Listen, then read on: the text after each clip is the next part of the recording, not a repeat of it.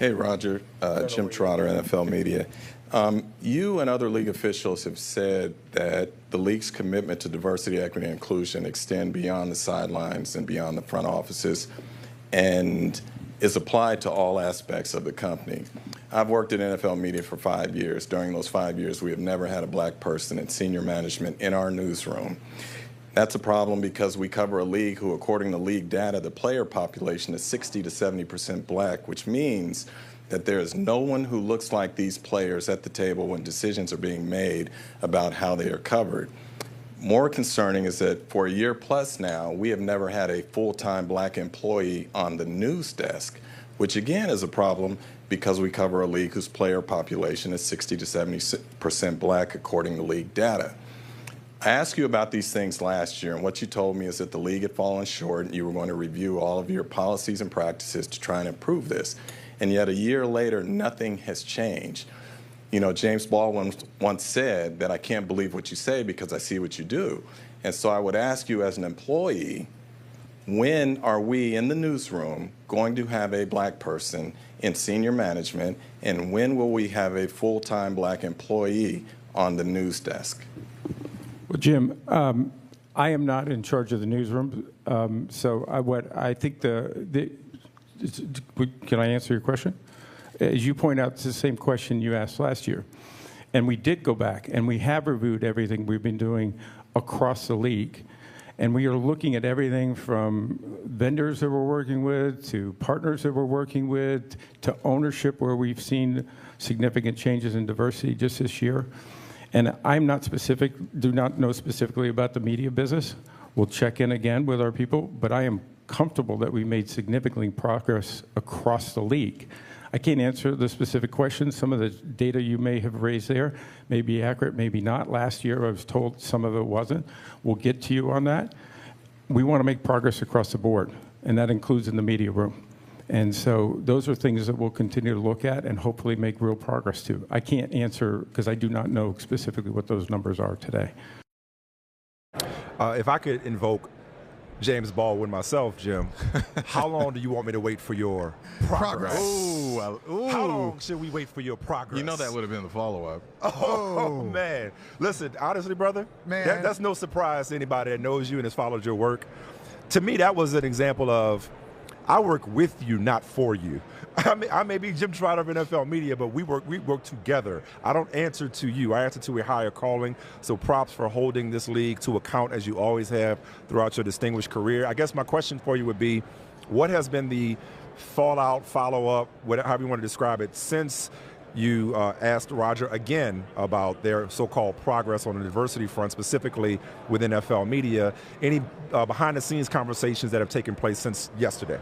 Yeah, you know, the biggest disappointment from asking that question this year, as well as a year ago, is that no one from the league office has reached out to me to even have a conversation about it.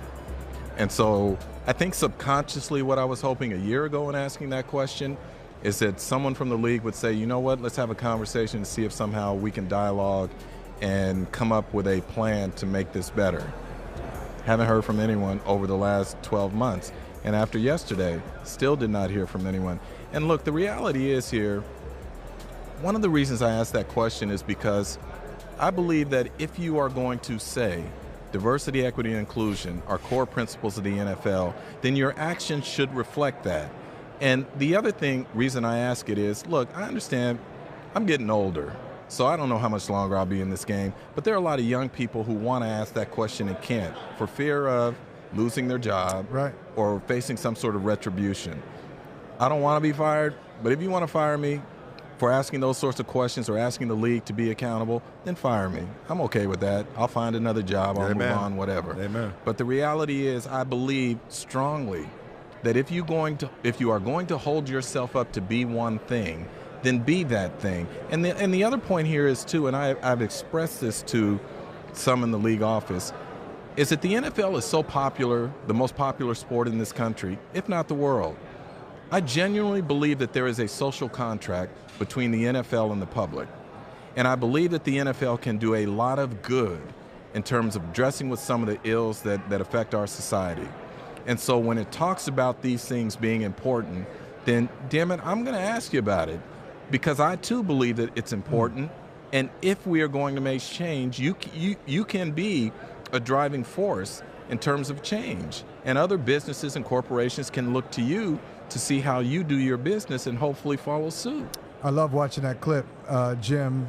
And when Roger Goodell started to answer, you were going to say something else. He said, "Can I answer your question?" What were you going to say that prevented you from saying? After he hit you with the "I just work here" thing. Yeah. Well, no, what it was is when he said essentially, "I don't manage the newsroom," I was going to say to him, yes, you do. New York sets our budget. We answer to New York.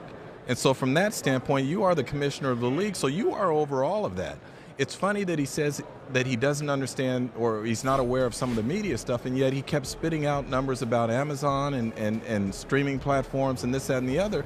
Well, let's take care of our business first, in-house. And look, I don't like asking those questions. I really don't.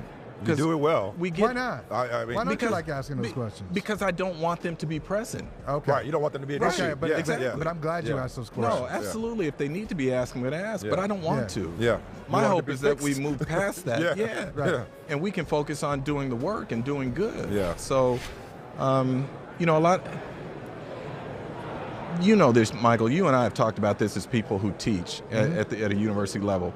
The one thing I was always taught about journalism coming out of Howard was the reporter should never be the story. And so it makes me uncomfortable that all these people come to me and say, man, I'm glad you did this and want to hold me up, because that's not what we get into this business for. Right?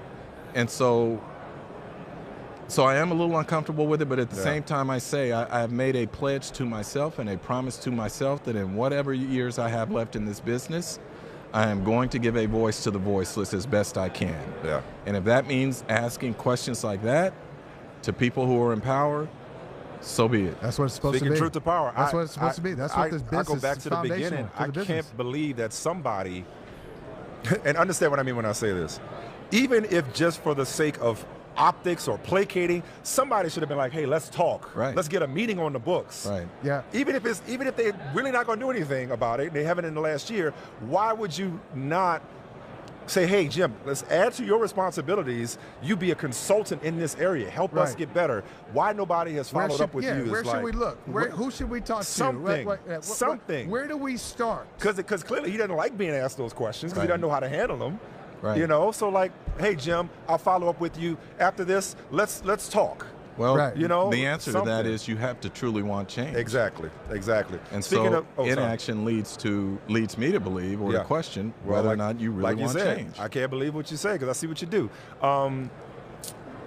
Another person who spoke yesterday, Demora Smith, that made some headlines, and this is in the same buckety of diversity, equity, and inclusion, but in terms of the perspective of the player, the combine is under a lot of scrutiny right now. Right. It's been a conversation behind closed doors with Troy Vincent and NFL owners that's been contentious. Yesterday, Demora Smith talked about whether or not there's a usefulness to the combine beyond driving NFL player prospect value down from a draft standpoint and a medical standpoint. What kind of conversations have you been a part of behind the scenes when it comes to whether or not the combine is still viable or whether it's antiquated? This has been a conversation with Demora Smith from very early on in his tenureship as the executive director of the Players Association. So he is not coming to this new. He has been saying this for some time. And the fact that Troy Vincent would say what he said to owners gives credence to this, that maybe it's time to reevaluate this. Look, we all know the most important thing about the combine are the medicals and the interviews, right? So beyond that, I've never felt comfortable with them parading guys around basically in their underwear for the public and whatnot. How many times have we seen that Brady photo of him at the combine? I just think it's unfair to these guys, and it sort of dehumanizes them when you do something like that. And then to bring fans in and look, so for me, I would be fine if they said no more combine. We'll have our medicals. You can have your team interviews when you bring players in for visits or whatnot. Yeah. But you know the problem now? Going back to the NFL media, now it's a television event. It used to be, now they're making too much money off of it. A lot. Yeah. So it's everything they have is an opportunity to monetize something. All the way down to media night. I mean, even like the thing yesterday was very underrated. Like Monday night, Thursday night, flexing out. So you're not really looking out for the fans in that situation. Let's say you got a game. You go into a Monday night game, and then all of a sudden, nope, it's not even the same day. Yeah. It's a Monday night game. Yeah. And all of a sudden now you got something different to worry about. And not for nothing, the attire, brother. Oh, yeah. This the Billy D. Williams of our business, Hey, man. listen, I've been saying, ain't nobody don't let the smooth taste You look fool like you. Baldwin yesterday. Don't let the quoting smooth taste Baldwin. fool you. Appreciate you, Trot. Hey, thank you for watching Brother from Another. If you haven't hit that subscribe button, go ahead and do that now. Don't forget you can catch us 3 to 4 weekdays on PeacockTV.com and on Sirius XM Channel 85.